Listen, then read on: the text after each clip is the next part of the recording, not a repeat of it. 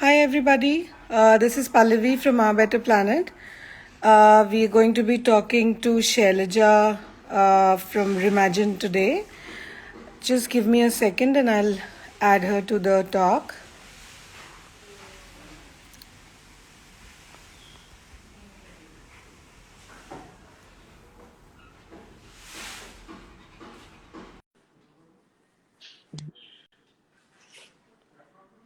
Hi, Shailaja. Hi, Pallavi. How are you? I'm good. I'm good. How are you? I'm good too. Uh, you can hear me clear, right? Yes, yes. Am I audible? Yes, it's clear. Is there Perfect. any background noise from my side? If there is, I can.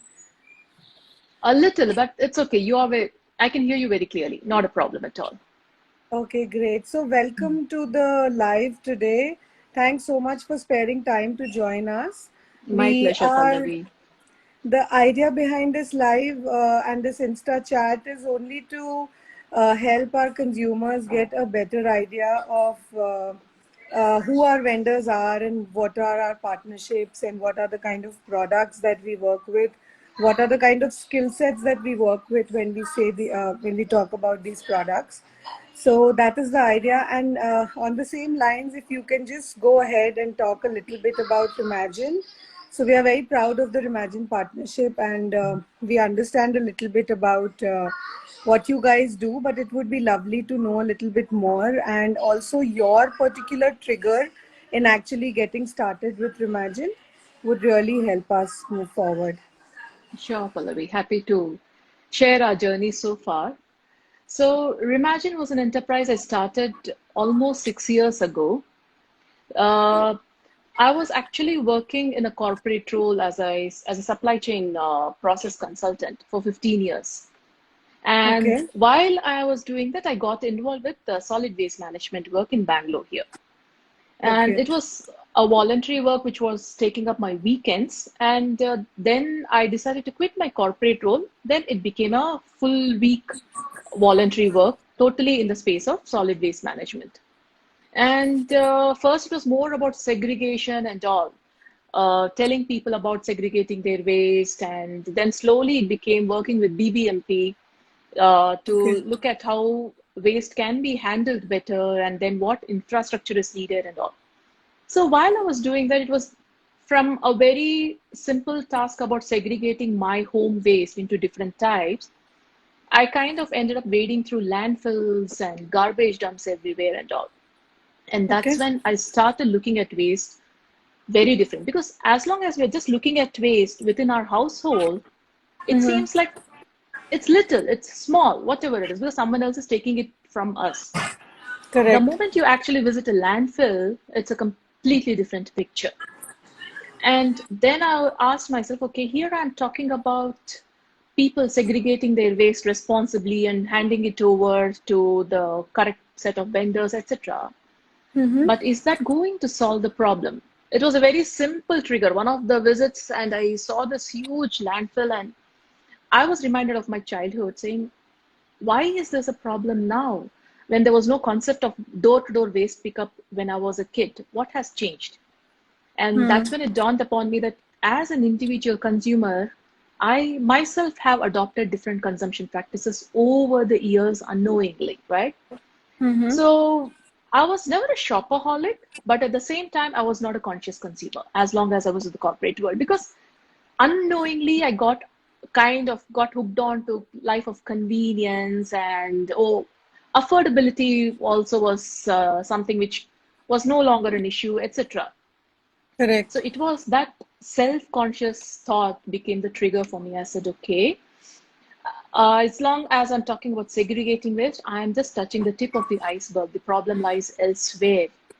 It's Mm-hmm. like as long as I'm consuming and as long as everyone like me is consuming and eventually it does end up somewhere, this is not a sustainable option. And then I started cutting down my own consumption, becoming conscious about what I'm picking up, what am I even contributing to. And then I realized the ideal approach will always be do not consume, right? Now that is idealism. Yeah. We don't live in an Correct. ideal world. We are talking about a practical world. At the same time, Hmm. have tread gently on the planet. So that's where the idea of upcycling kind of started becoming firm in my mind. I said, let me not go to people with a problem. Let me go to Hmm. consumers with a solution.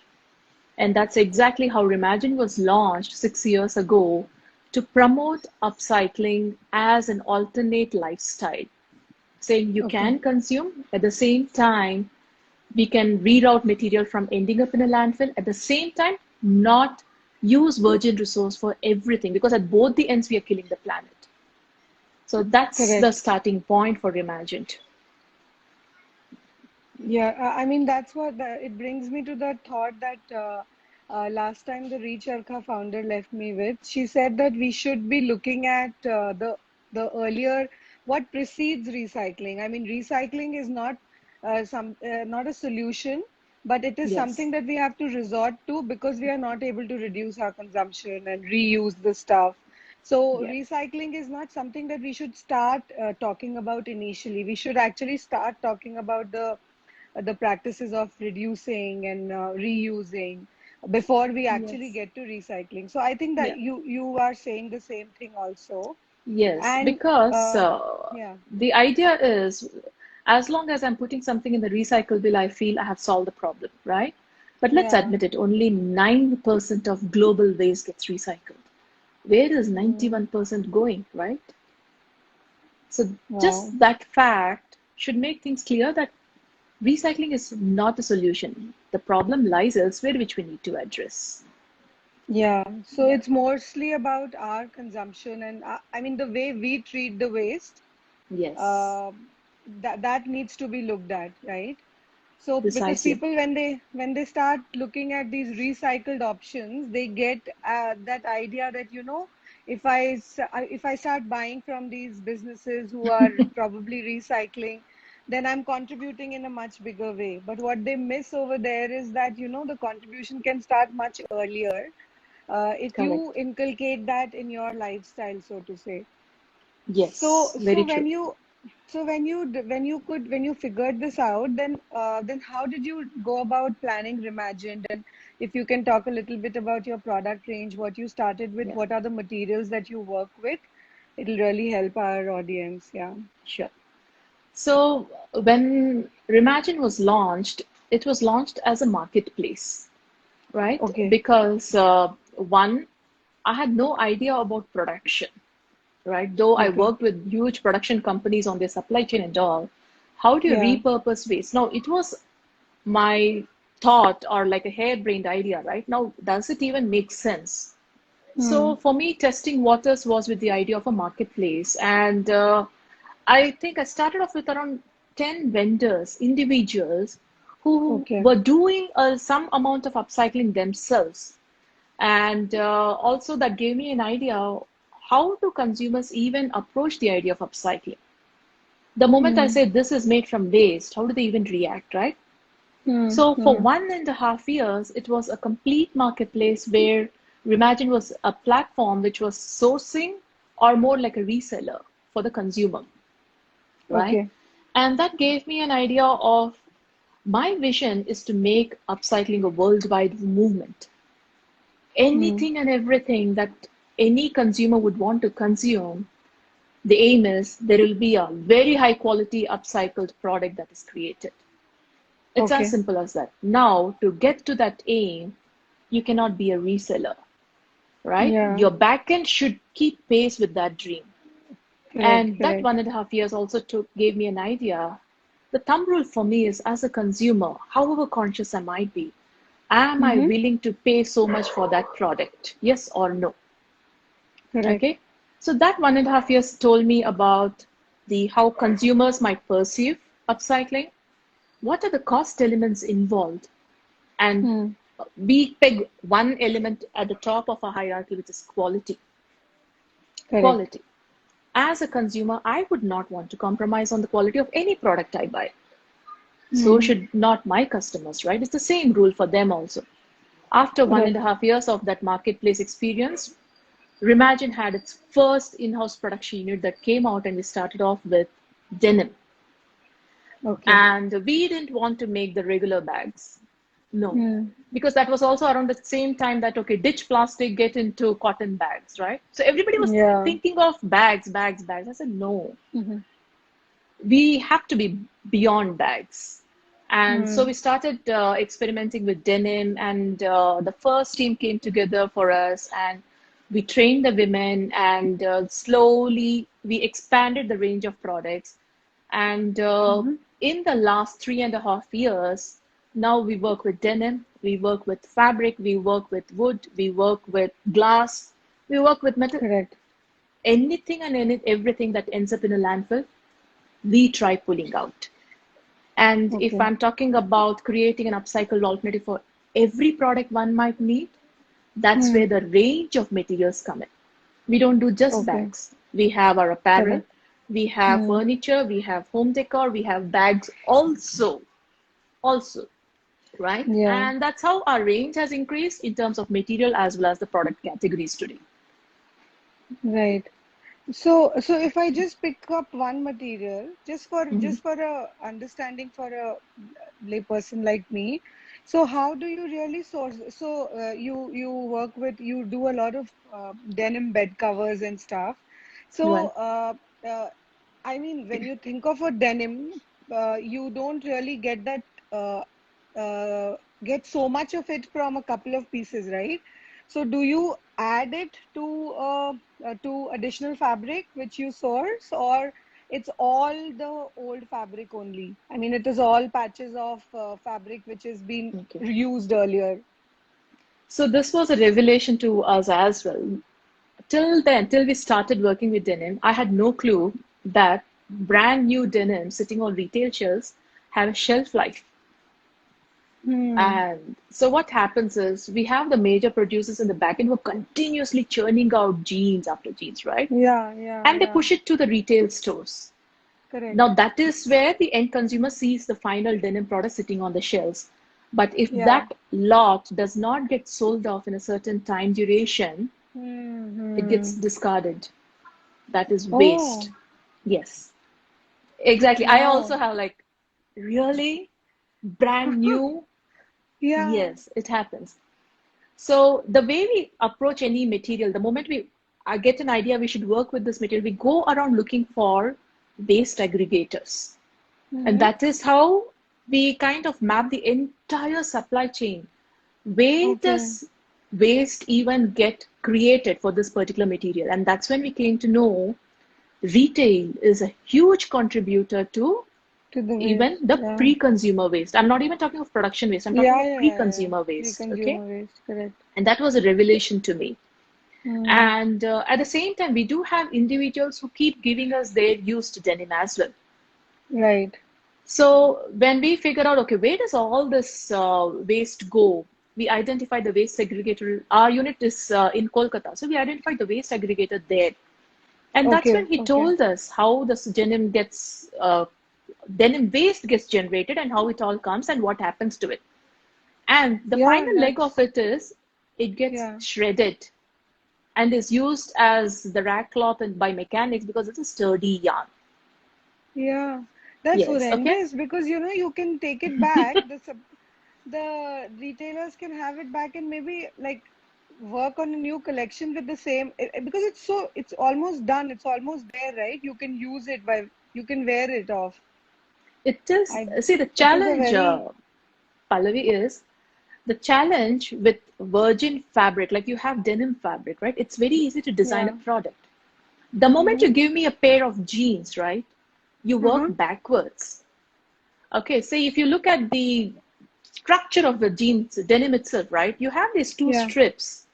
How do you Correct. even work with it, right? Now, if you look at the mass producer or the huge manufacturers of jeans, for Yeah. them, it's a design challenge. The moment there's design challenge, that Correct. kind of mass production cannot happen, Hmm. right? Their business is to create jeans, sell jeans. Their business is not into looking at pieces of denim fabric or strips of cut jeans and see what can I do from it. Correct. That Correct. is where Correct. upcyclers come in. That is what we do. We don't work with 2 meters, 10 meters, or 15 meters of fabric. No. Yeah, We work yeah, with 6 inches, 10 inches cut pieces. Now yeah, imagine we are talking about 16 pairs, 20 pairs, and for the big bed cover sets, for us to get the patterns and all, we are talking of 100 pairs of jeans going in. So yeah. we source that kind of waste. That means that kind of waste is out there getting generated day in, day out.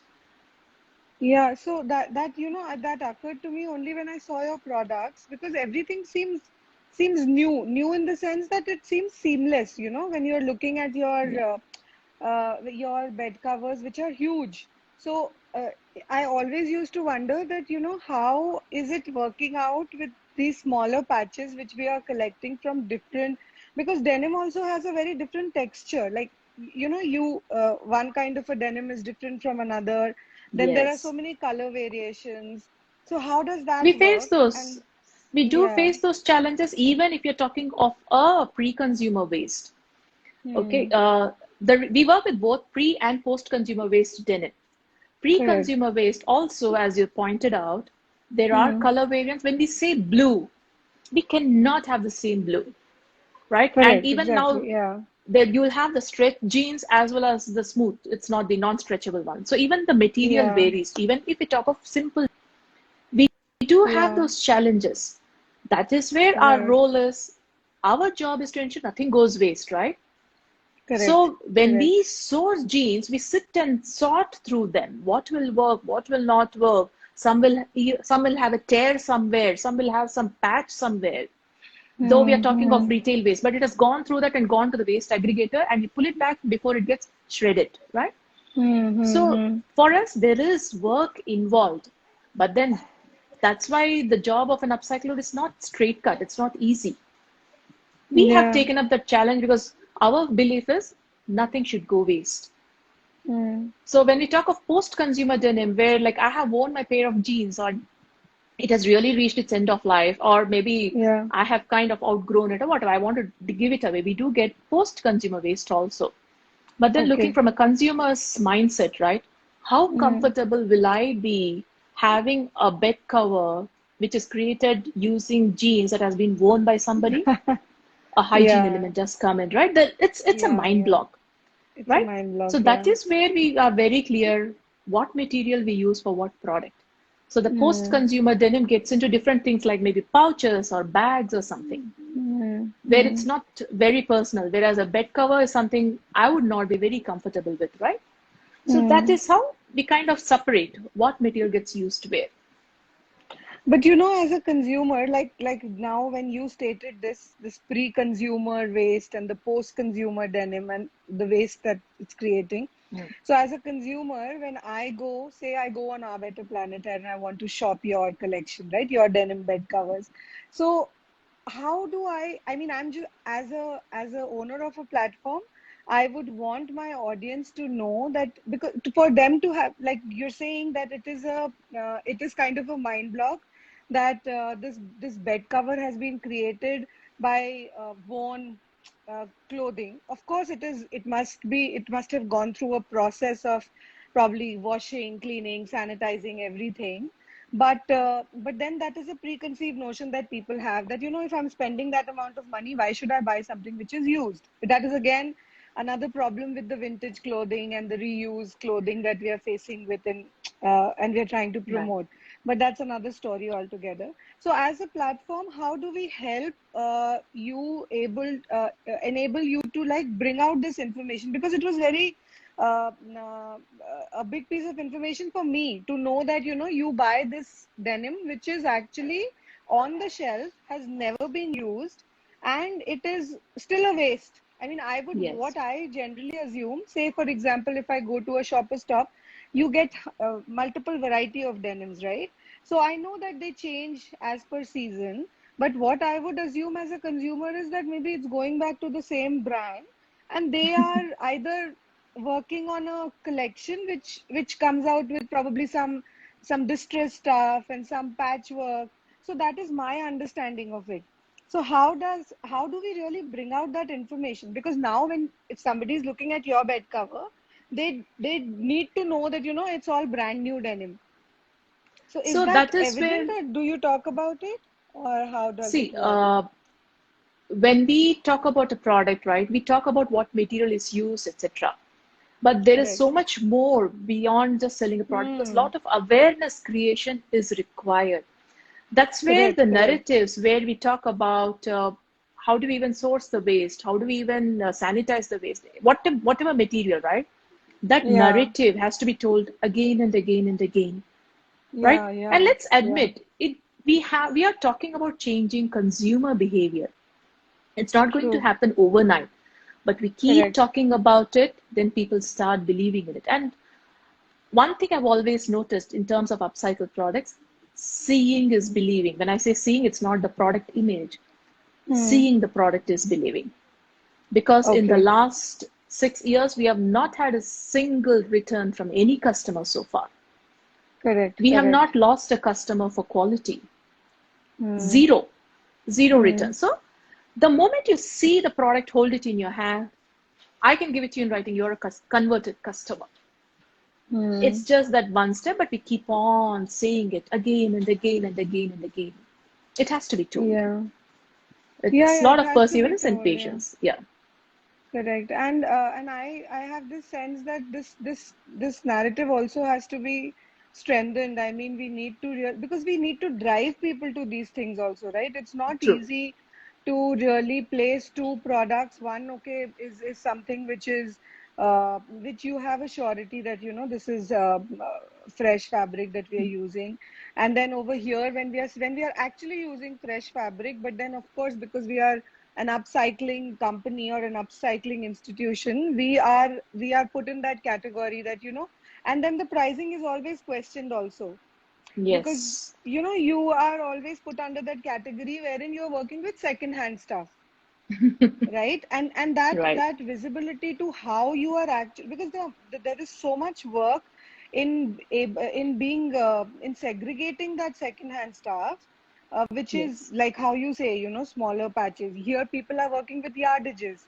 so it is Hmm. their job is much more simpler. Here we are working Yes. with patches, so the pattern making and the no, and your stuff I see has, it's not like pieces put together. There are patterns which are done, which Yes. I'm assuming is going to be even more of a difficult task to be able to Yes. do that with those patches. Yeah. So and there is a team that who designed this and who Yes. work on this. Okay, Yes. okay, So we and have they are based actually out of gone. Calcutta. Yeah, So the production sorry. team is in Calcutta, whereas my design head, it's not like we have a huge design team. Mm-hmm. So my co-founder Sarita, so she is the one who is the mind behind all these patterns.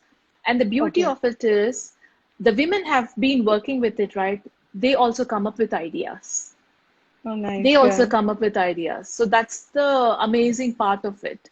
Saying they get involved. Can we experiment like this? Can we try this out? So, Yeah. and all our designs actually evolve because as we're Yeah. doing it and we realize the particular piece or a fabric or something, it's not just denim. Anything that we work with, right? It's actually not working the way we thought because it's repurposed material, right? So we can never Correct. predict how the material is going to perform. When we are doing the sampling itself, our designs undergo iterations and changes before we Okay. say, okay, this is going to be the final product that will hit the market. Okay. So, because the parameters that we take into consideration are one, the aesthetics of the product, because looking at our Hmm. products, nobody can make out it's actually repurposed material. Correct. Two, Correct. the costing. It's an Hmm. amazing looking product. We love it. Oh my God. But the effort that goes into it is like the cost is just hitting the roof. Okay, so maybe we should scrap it. Time hasn't come for it. Hmm. So it does go through those so many iterations. So we have Correct. the design head sitting here in Bangalore and a team sitting in Kolkata, and we have managed to churn out everything that you see there. Okay. So all the production happens in Calcutta. Uh, Yes. okay. So And the it's major mostly part of it, women. Yeah. it's a combination. It's a combination. So we Okay. have both men and women working, and Okay. uh, and as the team is expanding, it is not a conscious choice that will happen in Kolkata alone, but somehow Yeah. the team has grown only in Kolkata. It's not a very pre-planned move, but it has organically happened that way, and we are happy with it. Yeah, there's lot of skilled workforce available around in and around Calcutta. A lot Yeah, of amazing businesses there. Yeah, so yeah, maybe that helps. So, I mean, it's really, really it's tough to believe I mean, the kind of things that you're working with and the environment that. So, how supportive? I mean, I know when I brought this up to you that I want to talk about. How consumers have become conscious in their choices, you had a very different opinion. I mean, you did not, you didn't voice it out, but I could sense that, you had your doubts about consumers becoming conscious. So, what would you like to say yes. there? I mean, I'm not trying to belittle anybody or say that, you need to convert now and right now, but just trying to make them understand that what a business's point of view towards this is.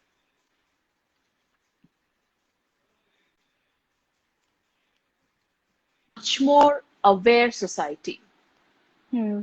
right? Because the pandemic has told all of us that, Hmm. okay, you have messed around with nature way too much.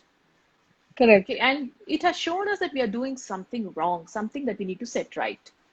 And the beauty of, or the unfortunate part about consumption also is there's always a lead time before we actually start seeing the impact. So today we just Correct. consume, consume, consume, consume, consume. The impact of it will be seen a decade or 15 years later.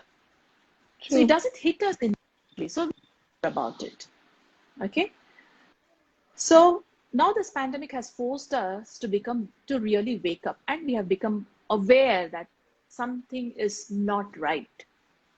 Okay. Correct. So people have started understanding things better, wanting to really figure out what exactly is the problem, right? We have been Hmm. pushed to the Hmm. wall and now we are waking up. Correct. Now, have we really converted? No, the journey has just begun. Let's Begun. admit it. Yeah. And True. this is a huge consumer behavior change we are talking about. And these are monumental changes which don't happen overnight, that don't happen within a couple of months. Correct. Because the moment lockdown ends, everything, and people are out there Hmm. back, the human tendency, we have been used to Hmm. instant gratification for so many years. Let's admit it. Correct. It's not easy to, it's not a switch. Let's let's be very frank. But then Yeah. somewhere back of the mind, that thought has seeped in. I Correct. have not yet become a conscious consumer, I have become an aware consumer. The Yeah. next step is to actually start becoming conscious about it and do something about it. The tendency of all of us is we look at a problem in totality and it seems overwhelming. Correct. Oh my God, it's a climate crisis. Oh my God, there are no more landfills where all this OMG moments. My take is don't look Yeah. at like things like that. Look at it as a Yeah. big jigsaw puzzle. Hmm. You as a consumer, a single individual can become one piece of that jigsaw puzzle to make that full picture complete. That is how individuals will need to start contributing. As long Correct. as we look at the total picture, right? Can Imagine solve the problem? No. Can our Hmm. better planet alone solve the problem? No. That Hmm. is where each one of us becomes a player in our own way to contribute to solving that problem. The journey has just begun. Till the time I stop looking at deals, buy one, get one free, right? Till Correct. the Correct. time I look at, oh my God, this is an international label, which is what I want to own and flaunt. Hmm. Correct. Till the time I just randomly pick up an outfit which is there, which looks appealing, I Hmm. should question myself, do I really need it? Yeah. Right? Till the time my bathroom rack is not filled with 10 different shampoos and conditioners and whatnot, and say, that's all nonsense. That is what is conscious consumption. Until that time, and sustainability is not about consumption alone. Sustainability is about environment. Sustainability Correct. is about ethical production in the back end. Every single thing I pick up, all these questions should pop up in my head. And Hmm. that is a Hmm. journey that has just started. Let's cut some slack Yeah. for people. It's a journey they have started, but they have become aware. They have not yet become conscious. That's the next step, and that is what. So, and there's a lot of hashtag sustainability, lot of eco-friendly, feel-good moments. Yeah. Feel-good for moments is moment. It is not a Hmm. lifestyle. And that's where I would say we have not yet become conscious. We have become aware. Hmm. So let's wait for the second step. The moment people step out of their homes, the lockdown ends, how do they start behaving? Do they go back to their previous approach or do they Yeah. continue with it and sustain it? Then we can have a discussion. Okay, have you arrived? Yeah, yeah, for sure. I mean, we have to keep talking about this. I think Yes. it's not, I mean, nobody wants to preach because, neither am I there, nor are you there, I think, nor is any other person who says that, I'm 100%, so to say I'm following Yeah. sustainability to like in everything that I do. It's very difficult to believe, and it's not something that No, is let's possible, not I would feel. see. Yeah. I'm not even preaching. My 1 year waste is in this glass jar. No, let's not even get there. Yeah, yeah, Okay? yeah. Let's not Yeah, talk about idealism. What can exactly. I do within my constraints? These are the Hmm. 5 things I can adopt. Let me adopt that. Okay, Exactly. somebody will Yeah. say, oh, you're doing this, but you're not doing this. It's okay, I'm doing Correct. this, right? And each Yeah. one of us has to go through the journey. Nobody reaches the pinnacle like this. Correct. Nobody, Correct. we don't need to be ideal, but each Yeah. one of us can do whatever we can. Let's Yeah. Those start small somewhere. steps. That's all. Exactly. Yeah. That's all it Yeah. takes. So I think that is the only reason why we thought that if we bring in our partners to talk about what they do, probably I'm not saying that somebody tomorrow will really think about their consumption so much because of this chat that we had today, but Yeah. probably a little bit, they will become a little bit more conscious, knowing that this is again, I'm using the wrong word maybe, but they will probably have that awareness when they are in the moment of like Yes. acquiring something or shopping for something. At least one thought will go towards this, that Correct. okay, I have heard this somewhere. Is it important for me to think about Yeah. it?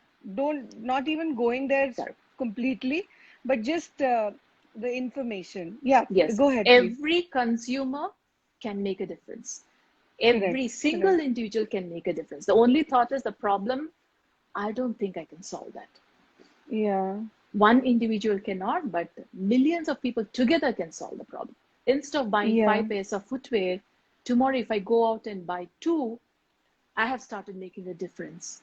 Let's look at it that correct. way. Let's not demean say, oh, you're still buying two. But for everyone, the Hmm. journey is different.